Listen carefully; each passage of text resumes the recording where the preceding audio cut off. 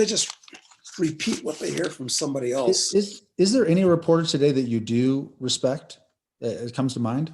Yes, the only one I can think of right now is Glenn Greenwald. Do I have that right? The Guardian Yep, report. Glenn Greenwald, I agree with you on him. Another one is, for me, is Matt Taibbi.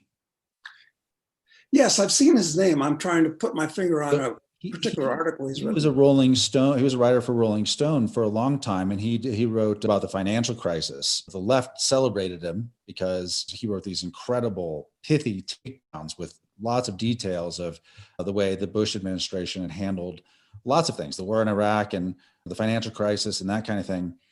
And the whole Russian thing, he's been calling it a hoax since the very beginning, and with lots of great reporting on it. But just is lampooned now by the left. But he's gone independent. So he has his own blog where basically I subscribe monthly just to his writing alone. And he's great. I mean, I think he's a journalist, and like they all used to be. And I mean, if they won't attack both sides, if they won't attack power, regardless of who's in charge, then that they're not real. I mean, they're not real journalists. That's a good point. I'm going to have to go on to his blog. And there's one other very important, and that is Seymour Hersh.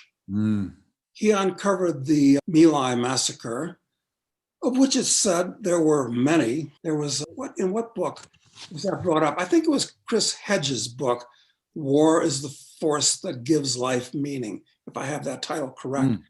And Hedges, if I'm correct on that was the book, I think so, pointed out that there were dozens of My Lai lookalikes, but they weren't reported. And this is not an indictment of American soldiers in particular. This is just stuff that happens in war. It's just all wars at all times. No clean war.